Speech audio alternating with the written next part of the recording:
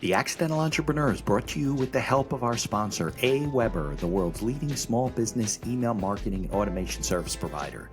Since 1998, AWeber has helped more than 1 million small businesses and entrepreneurs through its suite of web-based email marketing, automation tools, and education. AWeber, the best option when it comes to marketing your business. The podcast is also brought to you by the Alternative Board. Since 1989, the Alternative Board, or TAB, has been one of the leading peer advisory and business coaching organizations for independent business owners and CEOs across the world. By facilitating peer advisory boards, private one-on-one coaching, and strategic planning services, TAB helps business owners improve their businesses in ways that change their lives. And be sure to connect with our affiliate sponsor, GSM Growth Agency. They're boosting e-commerce businesses to 6 and 7 figures in revenue and cover everything from ads and social media influencers to making your website better. GSM Growth Agency focuses on taking businesses from startup success to bigger success, going above and beyond to make sure growth sticks around. They're all about cool ideas, lasting partnerships, and making your mark in the e-commerce world. And be sure to support the podcast by ordering some logo merchandise from our online store. Listen to all of our sponsors' commercials later in this episode and follow their links in the show notes to learn more about their products and services. All right, welcome back to another episode of the podcast. I'm Mitch Beinhecker, your host. We have another great guest. Always have great guests, but I like when I have somebody on who's like local, near me. You know, I'm talking to people like Australia and upstate New York and then Europe and all kinds of things. So it's great. You're going to meet Tiffany in a few minutes. If you are listening on your favorite platform, leave us a 5-star review whenever you can. And if you are watching us on YouTube, subscribe to the channel, like us, so we can keep bringing, quality content as we have been doing for over 5 years. So let's get on with the show. The information provided in these episodes is for entertainment purposes only. It is not a guarantee of success or to be construed as advice of any kind. You should always seek advice from local licensed professionals before making any decisions. The dictionary defines an entrepreneur as a person who organizes and manages any enterprise, especially a business, usually with considerable initiative and risk. People often start a business without much choice, perhaps due to a job loss or just being dissatisfied at work, and they come up with an idea they just know can be successful. They become entrepreneurs by accident. That is to say, their success or failure happens by accident, not with intention. My name is Mitch Beinhecker. I'm a corporate attorney and a business advisor. You're listening to The Accidental Entrepreneur, my podcast about how to achieve success on purpose, not by accident. Join me along with our monthly guests, where we share our knowledge and help you get a hold of your business. And now on to today's episode. All right, Tiffany, you can hear me? I hear you. You and hear I me? can hear you. Yep, I can hear you. So thanks for, finally getting on the show. I know I kind of screwed up because with the heat wave, they moved my daughter's graduation to the next day. So I'm not doing any recording this summer except you and the guy this afternoon. So Thank you for getting me in over the summer. Yeah. And I also want to thank you for, coming on our Zoom meeting on Wednesday, and you talked about Culture Index, which we'll get into later in the show, and everybody thought it was fascinating and helpful and taught me a lot about myself. You're like, yeah, I am like that. Or no, I'm not like that. And you learn that that's really true. You really are like that. But why don't we go backwards a little bit and talk about your background and entrepreneur experience? I know you've done franchises and you work for a franchisor and things like that, but does that make sense? Yeah, I'm actually an accidental entrepreneur, so I fit right in on this show. There you go. So my background, years ago, I was actually a guidance counselor. I worked in high school for a number of years. And on the side, I had kind of started working with this mommy blogger, selling local advertising, doing this children's events website. And my goal back then was just to make enough money to replace my guidance counselor salary so I could work from home. Yeah. And a year later, I achieved that. I retired from public education. Okay. And I'm working from home, selling some local advertising. And my husband comes home one day, 10 o'clock in the morning from work. I said, what are you doing here? What did he do at the time? At the time, he had an e-commerce company. Okay. And he says, I sold my business. And I said, you did what without consulting me? This is not the customary way to go Right. about this. Like at Anyway, lunchtime, he sold it to a guy having a sandwich. I mean, what? Yeah, like pretty much, doesn't right? Like it happen was in a ridiculous. day. Yeah. It was actually breakfast time. Oh, very nice. So he was the one looking for a new business opportunity, and he come across this franchise, City Lifestyle, these magazines. They're local magazines that go out to different communities. They're direct mailed. And he comes in one day, a couple weeks after he sold his company. He said, Tiffany, I've got this great business opportunity for you. I think you'd be really good at this. And I was like, well, that's nice. I'm not the one looking for a job right now. So why don't you go find a business opportunity for yourself? And I'll keep working on my website over here. Right. But curiosity killed the cat, right? I couldn't help myself. About 20 minutes later, come out, shows me this franchise. I'm like, okay, all right, you caught my interest. And long story short, we wound up going into business together and have launched now 3 magazines. Now that kind of fit with what you were doing just before that, right? Because you were selling advertising, and so it was a little bit of a. Yeah, that's why he had thought of me. I sort of discovered I had this talent for working with local businesses and advertising and marketing. And that's why when he came across this, he had thought of me. He was like, you're already really good at doing this online. What about, print sales? Right. And from that, life takes weird turns. I wound up actually getting a job with our franchisor. And so I did the opposite. Most people leave corporate America to open a franchise. But you didn't open my franchise and went back to work for the franchisor. Okay. But you were a franchisee first, and then. Yeah. Now I know I'm jumping around, but I got to hand it to you. Either you had a lot of faith in your marriage to go into business with your husband, or you like taking tremendous risk in your life and you were like, we're going to do this. So what were your thoughts then?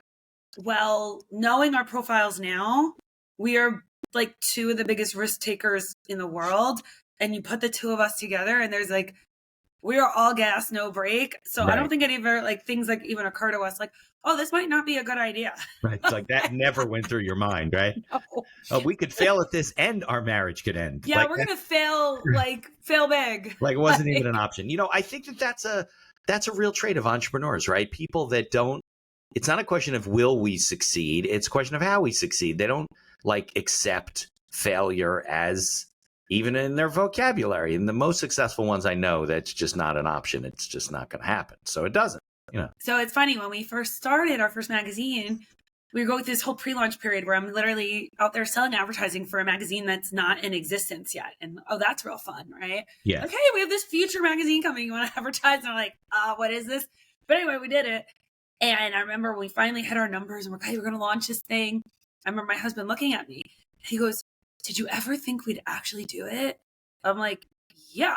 I never once thought we weren't going to actually do it. If you thought that, you might have never made it. Now, yeah, I was like, I wouldn't be here. So was the franchisee had to start a magazine and then you had to find out what you wanted to do? They didn't have a magazine and said, hey, be our local edition. No. So it's sort of like that, right? Like there's other examples around the country, but at the time there was only one other one in New Jersey. So we were new to the area. So yeah, there was a proof of concept there. We weren't starting totally zero, but there was not a local one yet.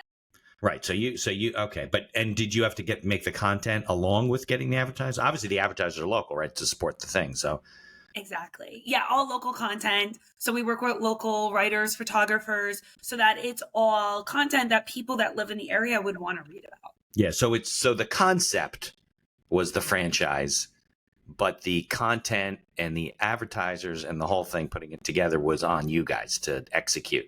Exactly. They give us the business model. Okay. They have a corporate team, designers, things like that on the back end, but then we do the local piece. So there is some support from the franchise. Yes. Okay.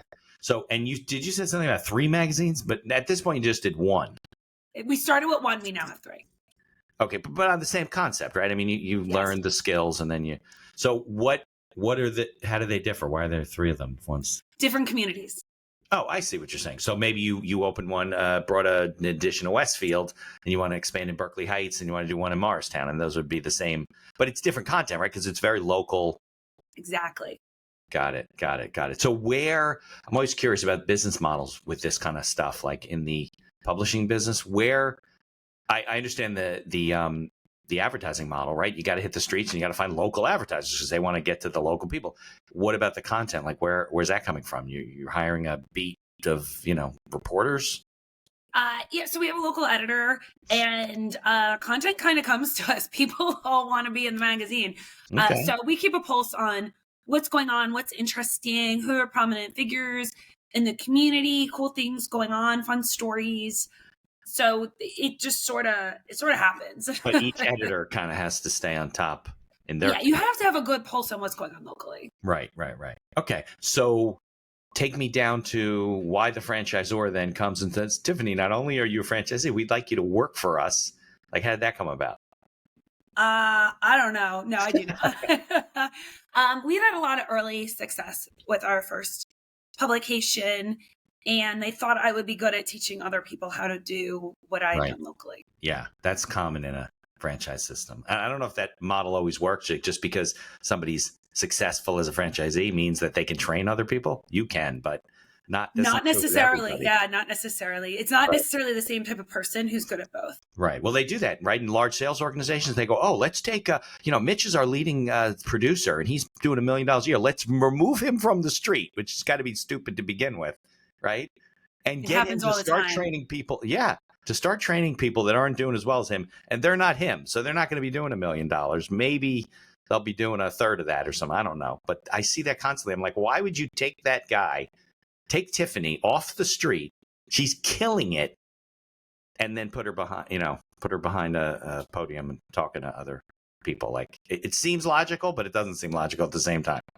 Yeah. Even with the companies I work with now, it happens all the time. We take our best producer and we put them in leadership, but they don't have leadership qualities. Right. And then you lost your best producer and now you got a lousy leader. Yeah. So now you got two problems you got to solve. Exactly. Right. And then if you send the guy back out to being, it looks like you're demoting him, and it creates another problem with the culture. It's hard. Yeah. Right. Like some people actually will willingly take a demotion, right? Because they want to go back to what they're good at.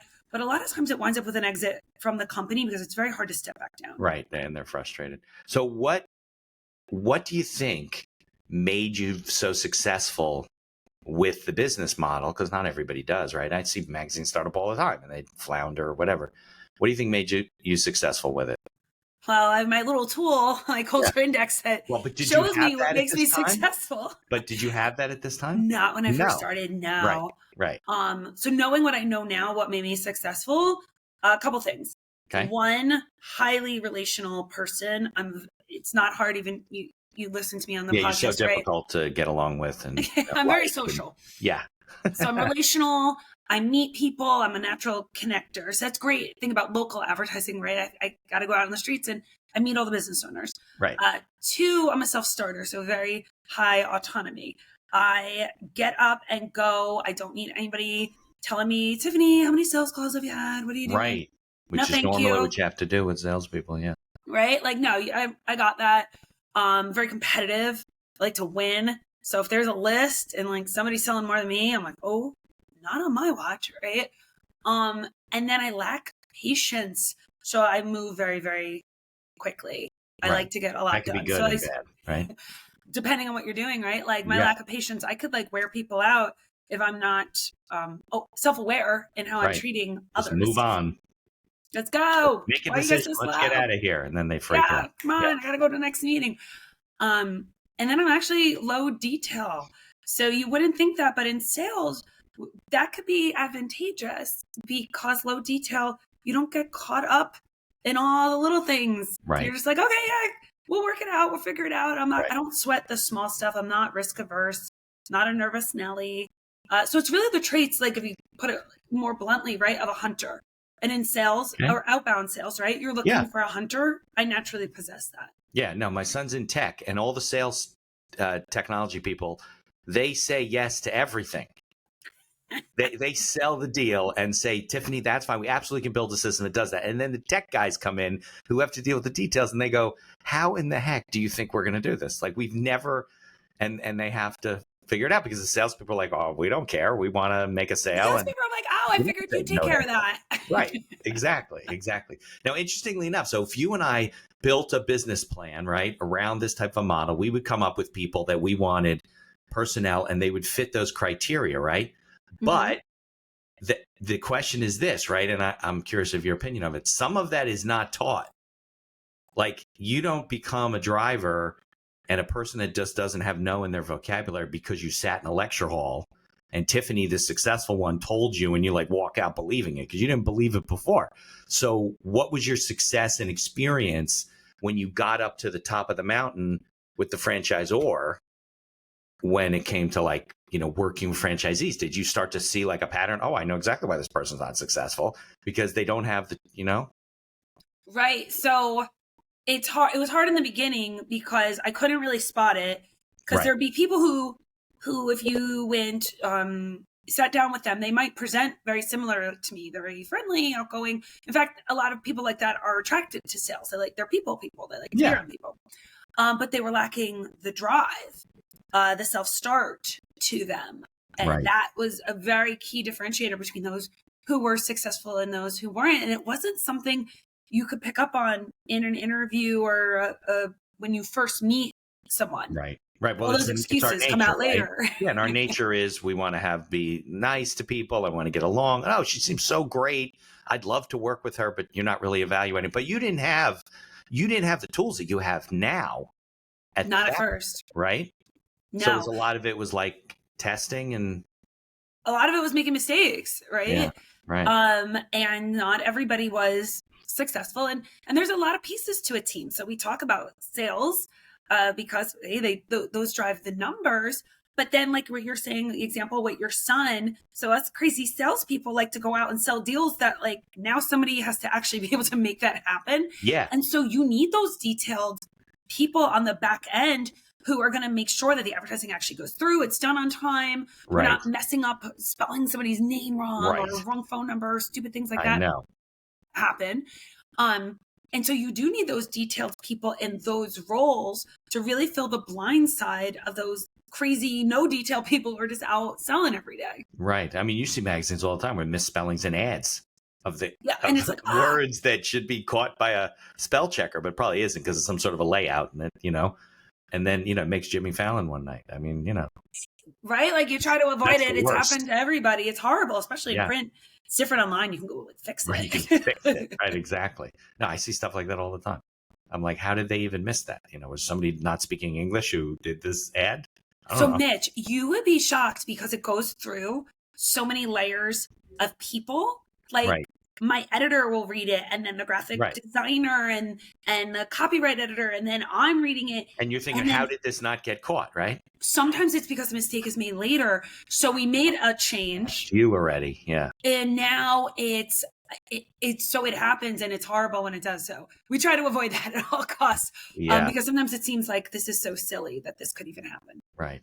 So I think it's interesting because I think I get a lot of franchisees on the show, and I've had franchise like brokers and people that work with franchisors and stuff. And I think, it's almost like the same as hiring people, right? I mean, you're evaluating somebody to see if they have the right personality, skills, and things like that to be successful, because, just because they want to pay the fee and just because they have the money to invest in, I don't know, a restaurant or whatever you have to build out for that particular franchise does not mean that they're going to be, successful. And I think that's why, there's a lot of franchisees out there and a lot of franchise systems. And I think a lot of people struggle because they're not, you really have to be, if you're the primary person, you got to be the business developer. You got to be the person who's resilient, doesn't mind that people say no, so happy about what you do, enthusiastic. And, that's probably like the one skill that people like shy away from. They're afraid to I don't know, sell. So think stupid. ideally, you're like that naturally, right?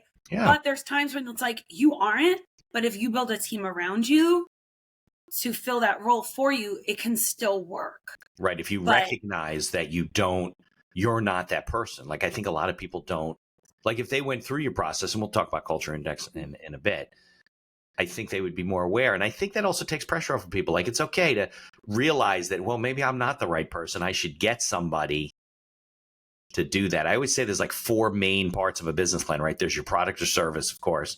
There's like your marketing and all that marketplace stuff. There's your financials, which everybody wants to avoid, which creates all the problems that they have. And then there's the personnel side of it, right? it's just you, but you might recognize that it can't be just me for a while or we're going to have a real problem. I think people don't really evaluate that effectively. Yeah, I mean, there's a lot to it, and personnel issues are huge. And it, because sometimes I get asked like, oh, well, what would size the company? And sometimes with small companies, believe it or not, they don't have room for a lot of error. Right. If you've got a small team and there's people there that aren't working well, that's a huge percentage Doing the of wrong your business. things, right? Yeah. Or and it absolutely needs that future thinking of like, well, how do we build? We need the right people in here. Yeah, I think people think that like, you know, leadership and all that kind of stuff doesn't apply to small companies, but it's probably more important, like you just said, than with big companies. The big companies have a lot more room for error, and they got money, and they, you know, it's different. Yeah, it definitely can affect businesses of all sizes. Yeah. So, how long you still own the magazines? I do. Okay. So how many years, when did you start these where your husband came in and said, oh, I just had a coffee with somebody and I sold them my business? I didn't tell you. That was February of 2019. So about 5.5 years ago. We started 5.5 years ago. Okay. And how long did it take for you to say, okay, here's something, I agree with you, let's do this? Was it a month later or was it? No, I didn't. Okay. So, cause I'm crazy, right? Yeah. So to kind of dive into a little bit of details of the story, this was all a Friday. It was our anniversary that weekend. I was like, I don't really feel like going anywhere with you right now. Yeah. Right? And the next week on, say, maybe Wednesday, we were taking a family vacation to Disney World. So I'm like, well, I guess like don't think about it this week. Right. Yeah, we're going to Disney. Let's go enjoy ourselves. Prepaid, you're all set, right? So yeah, like we're already in, right? And also he did make money in the sale of it. It wasn't we were right. He didn't give his business away. Right. He didn't shut thankfully it down. We weren't destitute, but we also knew like, hey, we got to do something here. Yeah. So we go away for the week, and I said, take all the time you need. Just think about what you need, and then of course we get home, and by day 2 of being home, I'm like, so you like figure something out yet? And then it was within a few days he found this business. It was a Monday. We had our initial call that afternoon. We had signed the franchise agreement by Friday. Nice. There you go. So you're like, we're in. Right. If you like the concept, you know, you got to check some other things out. But this was February. You're both risk takers, so you don't. Yeah. You know. By April, we were in training. And by June, so 2 months later, we had sold everything we needed to do to be able to launch our first issue. And you started in your community? That's where you? Yeah. What community? Where were you at that point? Bridgewater. In Bridgewater. Okay. Yeah. Well, you should start with your own community. So, well, it made sense for me. Yeah. I mean, you know, but was it hard to go out to people and say, hey, we're doing this now. We're starting a magazine, so support us. And this is what we do. And I mean, yeah, like, what was day one look like? So day one is like, you know. It's like, oh, let's cold call. Oh, that's really fun. Right. Exactly. The worst. Yeah. I would say people were actually amazingly supportive. I had a lot of people who would be like, I just want to do whatever you're doing. Okay. I would have some people who would be like, oh, this is cute. Yeah. If you launch it, come back to me. I'm like, when? Right. Okay. Well, I'll they don't have money is what they're telling you. They won't tell you, but. Well, they're just like, they would try to like talk down to me a little bit sometimes. Yeah. Some people I think thought it was a hobby. It was very weird. They'd be like, that is so nice what you're doing for the town. I'm like, all right, I guess it's nice what I'm doing for town, but I'm also lining my own pockets while I'm at it, right? Right, exactly. This is a business. We are starting, It's not a nonprofit. Right. Well, I think people, that's what makes them shy away from sales. Like they're afraid of that experience, of people to treat them that way.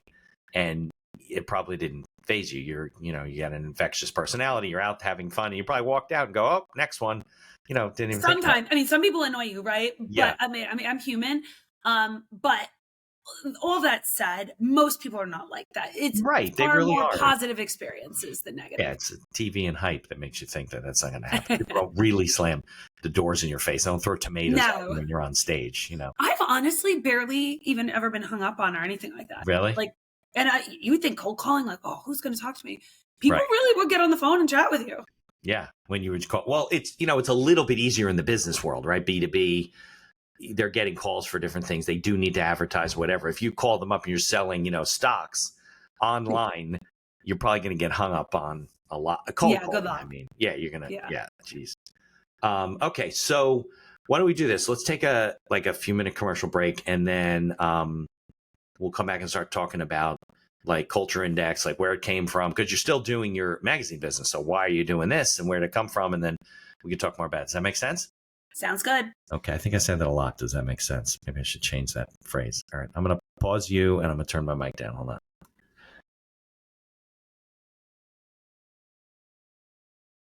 Here's a word from our sponsors. Looking to market and grow your business? Or perhaps you're just getting started and want to hit the ground running? AWeber is the best choice for online email marketing and automation of your business. From maintaining a subscriber list to drip campaigns and landing pages, AWeber gives you tools and integrations that make marketing easy and fun. As our partner and sponsor, we use all their tools to promote the podcast and market our law firm.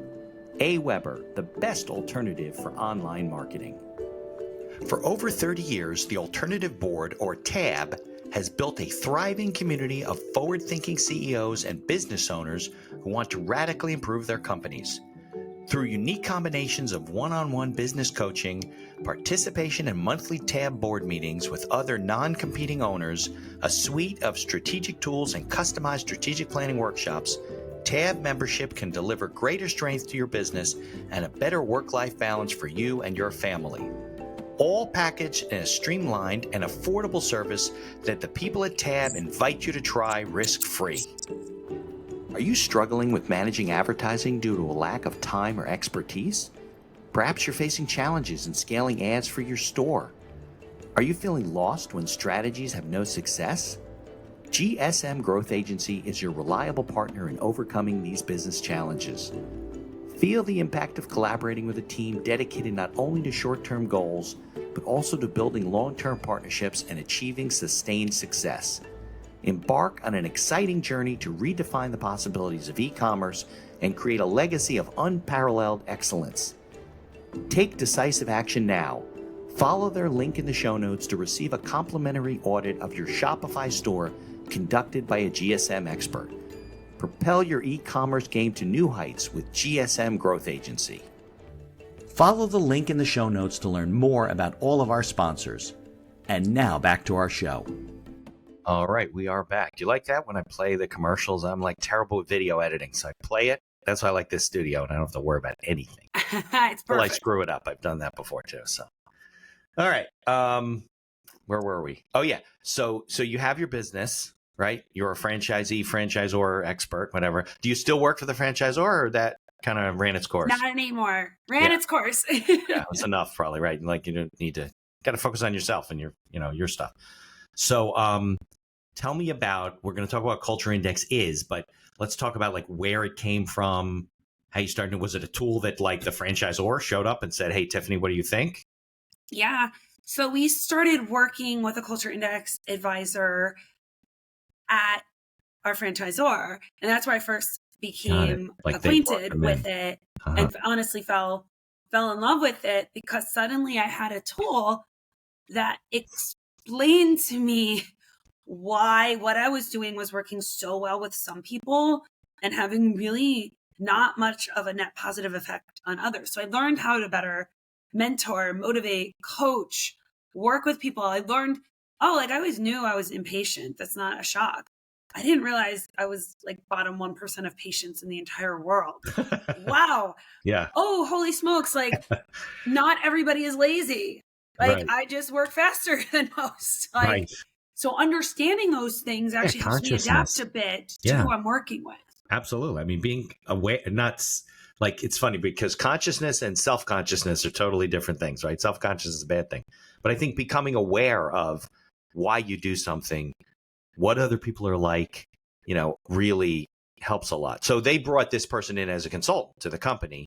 Exactly. And Culture Index is a separate company and they have reps Yeah, it's a licensing agreement. So it's what I do now. I license the Culture Index I work with companies directly.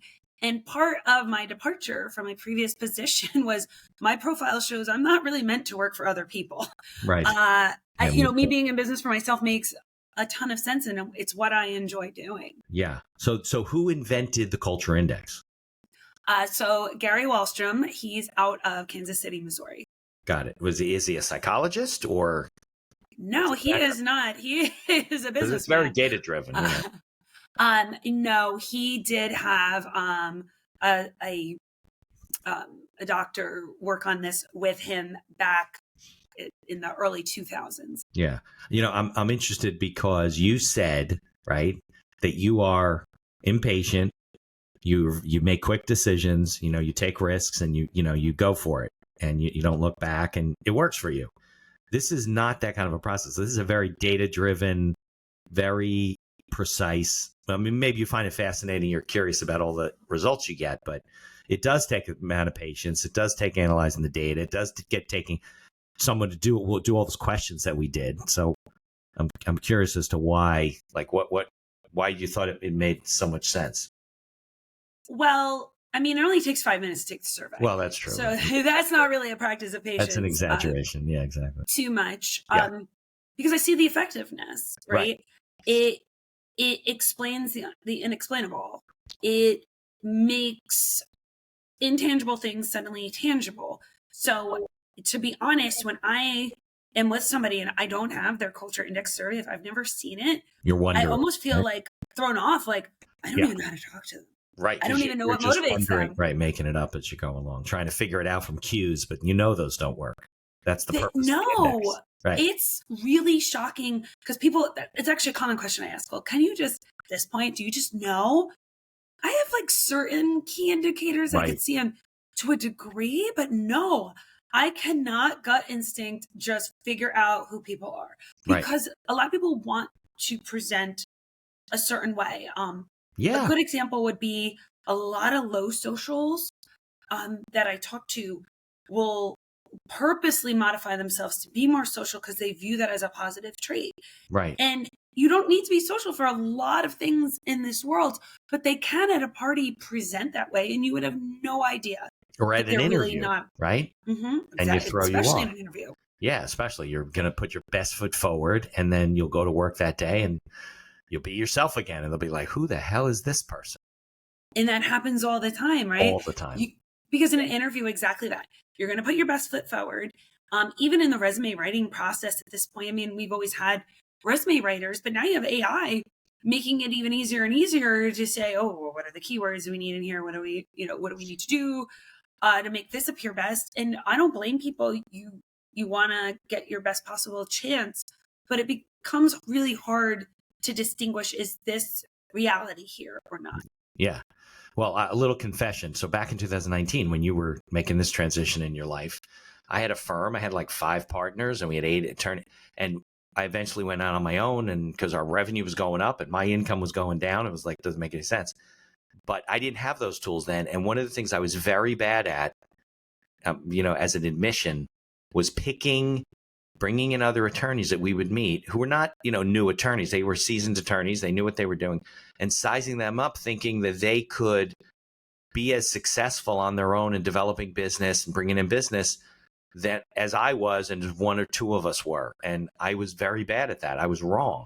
And I brought in people that really struggled. And, because I figured, well, even if they did half of what they want to do to pay their bills, we would all be fine. They didn't even do that. So, it was, and if I had that kind of a tool, I would get past my shortcomings because I'm the same way. I meet you, we go to lunch, we had a great conversation. You seem great. You'd be great for the office. We'd have a great time together. You're obviously a lawyer. You got through school, right? So it's going to be fine. Nope. This didn't work out that way. And I had to eventually lick my wounds and pack up and, happy where I am now, but it wasn't really a choice completely. So that is very common. So you gotta think about it, like business owners out in public, they're not gonna say, I'm so bad at hiring. My staff is terrible, right? That's not what people talk about in public. But when they start talking to me, because now I'm a person they can confide in, right? It is an amazingly common story of like, I'm trying, but just and I thought this person was going to be great, right. and they're not. Time. They were recommended to me. Yes, they worked for somebody else. I knew. Great interview. We spent so much. It was so wonderful. Yeah. I once had an attorney that she came in. She was a powerhouse. She was coming from another firm. They were kind of breaking up, so she was bringing a lot of stuff with her, and she wanted to get going. And she was more entrepreneurial, so she didn't want to go. She had offers from big firms. She comes with us. She basically stole everything that we had, like learned how to start up her own firm, 6-8 months later left and took all of her stuff. And we had spent money on marketing and developing that area of practice that she did.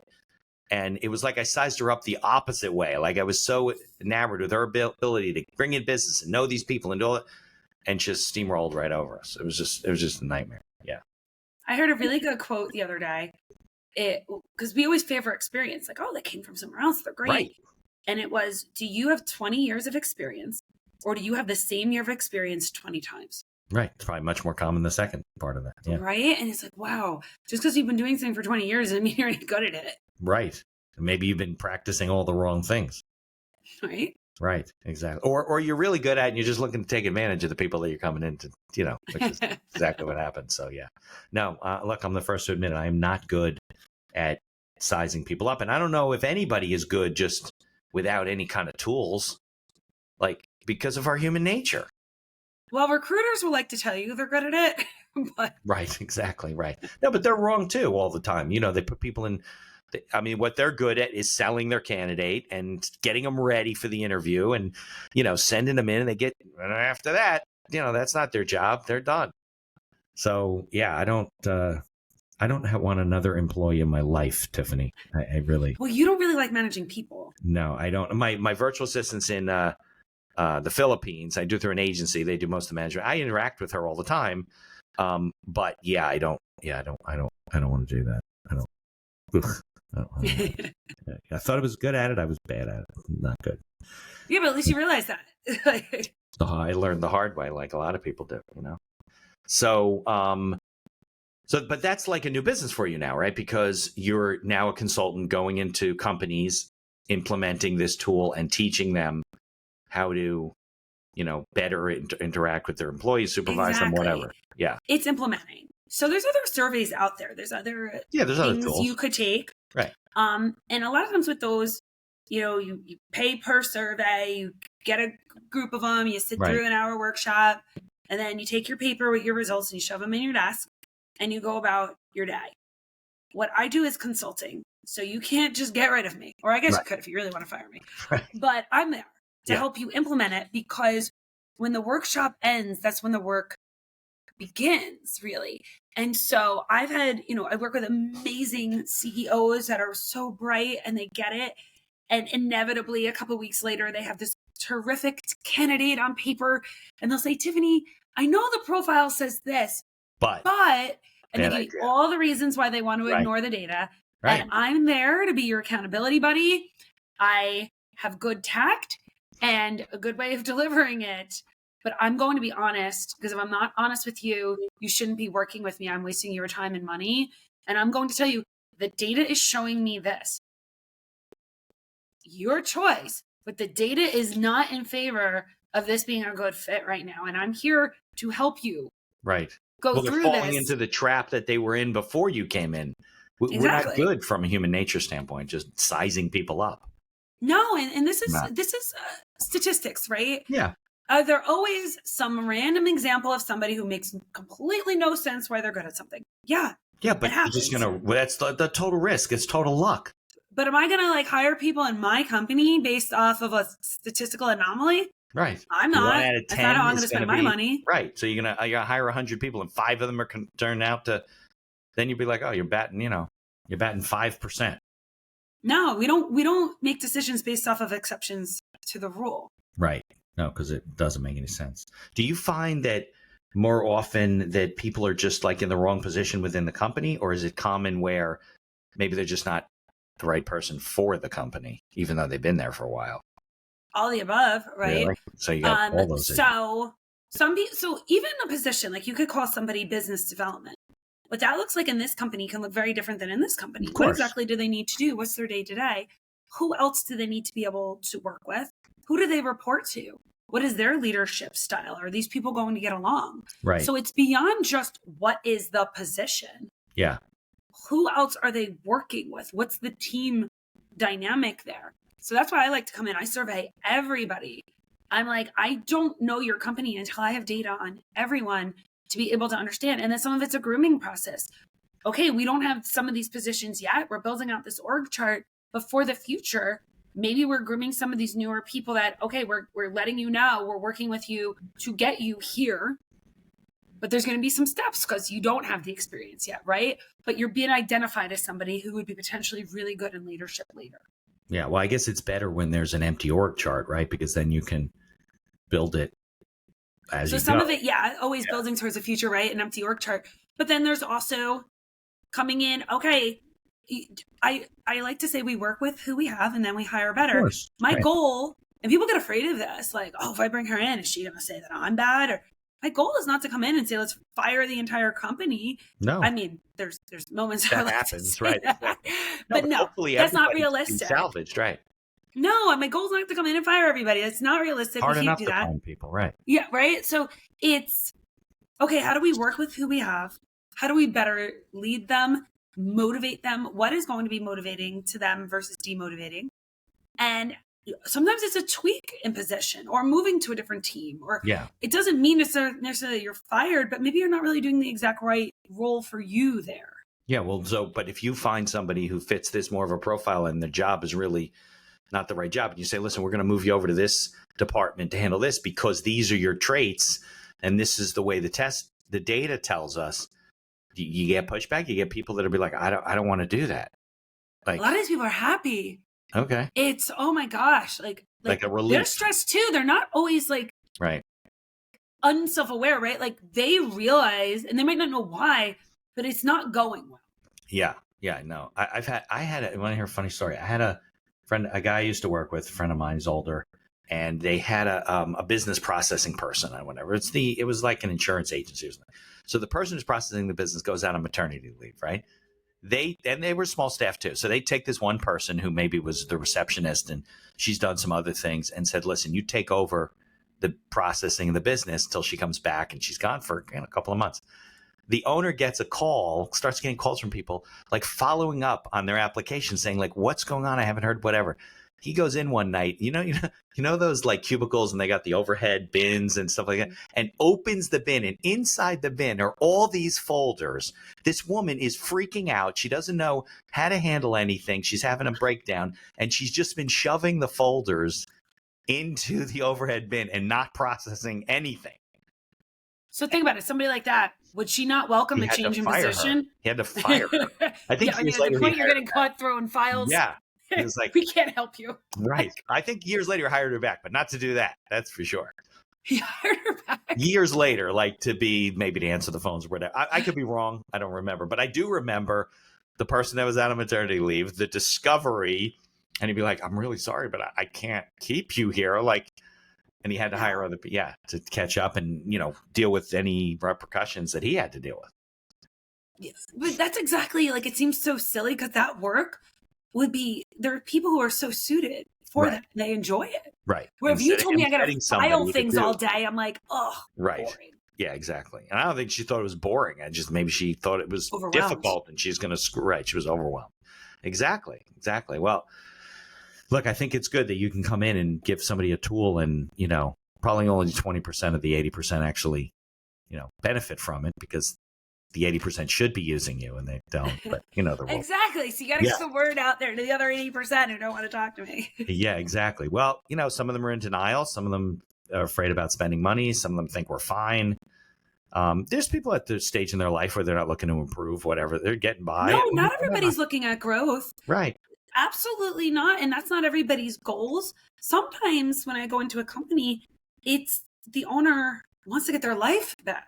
Right. They're working too much. Yeah. Because they don't have the right team surrounding them. Yeah. So they're not necessarily looking to grow the company. They're looking to go play golf a little bit more often. Right. Yeah. I would say, can you go 2 blocks from your office and stay there for a month and the company would still be running? If and if you think no, maybe you ought to rethink the way you're, who's doing what, how the business is set up. I've heard it more like, can you go to Europe for a month? But I guess if you want to go 2 blocks from your office and just sit there for the month, you could do that too. Yeah. I've seen organizations where they have like an office administrator who was like with the owner from the beginning, and she's like running everything. And, then the question is, well, if this person leaves, dies, or just disappears, what's going to happen? So, you got to like send them literally like say, listen, we're going to give you a month off. We're going to pay you. We're going to give you a month off. Do not call the office. We're going to try and figure out whatever it is that, you've been doing. And in one case, the person became like the president of the company because they moved her up and, started making her not do everything. And, because she knew what was going on. But it's a dangerous way to run your business. Yeah, that person leaves and you're done. They're the keeper of all the secrets, right? They know everything. Yeah, exactly. And nobody else knows what to do. So let's talk about advice for small business owners who are listening and so forth. What would you say are some of the common, we know about hiring we're talking about. What would you say are some of the common things you see mistakes business owners make, and then some stories about people that you saw that are doing it right? Yeah, I like to say start out how you intend to proceed. So oftentimes small business owners will get into kind of this pickle of it's crazy, right? And they're doing a million things and they're not setting up good processes and they're not getting systems in place and things become a mess. So at a very, very basic level, they're not even accounting correctly, right? They're not thinking of what's going to happen a year from now, 5 years from now. And they often become you're talking about the woman who just became the president of the company, but they're often the keeper of all things. And they've not documented anything. Yeah. And it's that fear, they get hit by a bus, right?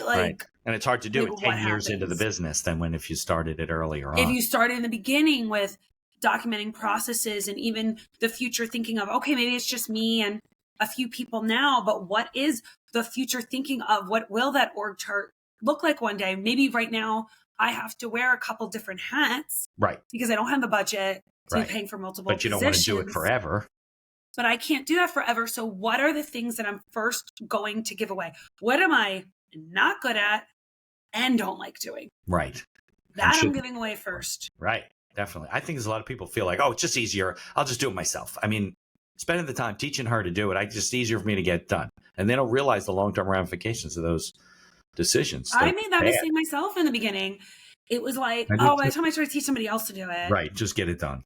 And you think also the fallacy of, you think nobody is as good as you. Right. So, I hear this one. I can't hire myself. Right. I actually have a tool that can help you hire yourself. Right. But they don't have to be yourself either. Actually, my worst assistant would be me, right? Yeah. I don't need when I brought the virtual assistant on, right? She's on the other side of the world. I had to train her stuff. I had to teach her how to edit the podcast. And I put together a book with screenshots or whatever. I made some mistakes, but that was hard and that took time. She does it better than I do now. She did her own twist and putting things out there and editing stuff. I don't have the time for that. It's not even what I should be doing. But you're right. That's a poor use of your time. Very poor use. They're doing $20 an hour work when they should be doing $200 an hour work. And they don't realize why they're going or why their quality of life sucks, at least. Yeah. All right. It's very hard. And especially nowadays with those virtual assistants, for relatively low amount of money, I think it really helps some small businesses be able to scale. Yeah, because you don't have the payroll, the staff, even maybe the office space to have somebody. I'm in a co-working space. I'm not going to have somebody sitting here at the end of my desk, so I'd have to rent another office. I don't want to do that. I don't need to. Nothing that she does has to be done here next to me. So what are the things you see when you go into companies where you see that they're doing the right things and they get it? What are those kind of traits you see? Yeah. So companies doing the right things often are led by visionary thinkers, right? So they're looking into the future and realizing, okay, we got to get to this step, this step, this step. They've got goals. Yeah. And they have the right people around them as well. So that understanding of, okay, I'm the visionary. Who's going to be my integrator? Right. Who's going to get knee deep in the weeds and process things out and create those accountability charts and all of that?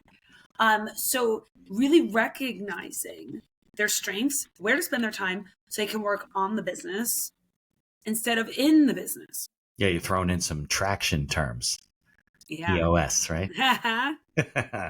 Yeah, no, EOS and culture index can go hand in hand a lot of very times. Much so. Yeah. Actually, I have somebody. Do you know some EOS people? Mm-hmm. Yeah. Do you ever meet a guy named Ben Jason? Do you know yes, Ben? I know Ben. Yeah, I just talked to him 2 days ago. He's a great guy. We used to, when I had my shout firm. Shout out, Ben, if you listen. I hope so. yeah, when we were using Traction and EOS with my firm, that's not why I broke it up and everything. But we had the goal, everything. Look, I wrote a book a while ago, and it's all about putting things in writing, from business plans to contracts with your clients, keep you out of trouble with your partners. It's the same thing, right? You have to have strategic planning. You can't keep it in your head. You got to be able to share it with people and get everybody to buy into your thing. But what I love about what you're doing, the Culture Index, is that now you're letting people buy in, but knowing that what their strengths are and what they're good at, and that they're doing the right things so they can buy in. Because they have a job they can't do, then how are they going to support? Think of how stressful it is to go to work and fail every day. Oh my God.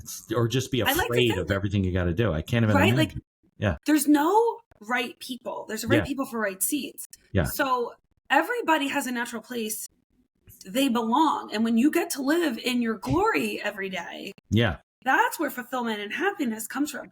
I don't want to have to go to work and do something that I'm not any good at doing. I mean, hey, you got bills to pay, kids to feed, right? You're going to do things for a certain amount of time, but it's a sad existence, and there is a place for everybody. Don't you think there's like thousands of workers out there that fall into that category, unfortunately? More people than you would think. Yeah. They don't think that I think the pandemic woke a lot of people up, right? And they're like, well, I don't want to do this anymore. But then everyone's an entrepreneur, and not everybody should be an entrepreneur. Some people are inside people and workers and whatever. But I think that, a lot of people they just go Everybody along. Tries to push everybody to be an entrepreneur. And then I have my survey, and there's people, I've actually had entrepreneurs go to me, Tiffany, I don't think this is for me. And I'm like, I'm going to be brutally honest. I don't think so either. And that's okay. This is making you miserable. This is making you sick to your stomach. This is not your natural inclination. You really loved the field, the work. Right. You don't love trying to have a business doing it. Right. And that's okay. An ulcer in the process, right? Not everybody's supposed to own a business. Yeah. Yeah. I mean, I think that's what's happening with our economy. More and more and more and more people are, solopreneurs, small business owners, and they shouldn't be. We need people to work for those people. You can't, we can't get rid of the workforce. And there's no shame in that game. Go do what you're good at. Right. Exactly. But, people get stuck. Like you said, they have kids and they can't they feel like they're trapped, and they got to keep their job, and they got to keep their income. And, I saw some statistics, I think it was either from Fred or from someone else. Something like, 90% of the population has like less than $100,000 in the bank. And 100,000, less than like 1,000. Yeah, most of them are probably very, very, very low. No, it's not 100,000. The number's like really low. It's very low, right? Yeah, maybe he said 1,000, and I heard. I would think even more than. Mind said. There's plenty of people who don't have 100,000 in the bank. Some people, but the number is something like ridiculous. It's ridiculous. Like they have no money. Yeah, because we all live paycheck to paycheck. We got too many things we got to pay for nowadays, and it's hard. So you want to be happy doing it, right? All right. You're going to spend most of your time working. It might as well be a good 80%. time. I know. Exactly. All right. So tell me and tell people listening, like how they can learn about Culture Index, how they can interact with you, and that kind of stuff. So if you want to find me, look up www.teamsparkadvisors.com. I've got all of my Spark, not two S's. Team Spark Advisors. Team Spark Advisors. Okay. .com. We'll put a link in the show notes. Spark your team. There you go. I like that. Positivity. Yeah. That's me. You on LinkedIn? I'm on LinkedIn. Tiffany Slowinski. Okay. SLOWINSKI. Feel free to reach out, and I'd be happy to chat with you and give you some information about yourself, or if there's anybody on your team you're a little bit curious about, you could always give them the survey. All right. Well, Tiffany, again, thank you. We'll have to meet for coffee one of these days so we can meet in person. Absolutely. We haven't. We've spoken 3 or 4 times, and we're probably you're like basically my best friend now, Mitch. I mean, come on. You and your husband live in Westfield, right? No, I'm in Bridgewater. Bridgewater. Okay. But you met a friend of mine at some networking event. She's from town. Jenny. Which friend? Jenny DiVirgilio. I don't think that's me. Yeah. Well, she must have met you through someone else and said, "Oh, you got to talk to Tiffany," and then somehow we hooked up. So I'll ask her what the connection. Okay. All right. So have a great weekend, and thanks so much for coming on the show. Oh, thank you so much. Thank you for listening to this episode of The Accidental Entrepreneur. Opening and closing music written and performed by Howie Moskovich and made to order music. For information about Howie and his music services, please follow the link in our show notes. If you like the podcast, please tell others about us. You can find us on Apple Podcasts, on Amazon Music, Spotify, Google Podcasts, and most of the other podcast directories. If you like what you hear, please leave us a 5-star review and feel free to share our episodes on social media. If you have any questions or comments, ideas for the show, or you'd even like to appear as a guest, reach out to us by email at info@beineckerlaw.com. The Accidental Entrepreneur is hosted by Mitch Beinacker and produced by Beinacker Law. If you'd like to learn more about our business and legal services, you can find us on social media or visit our website at beineckerlaw.com.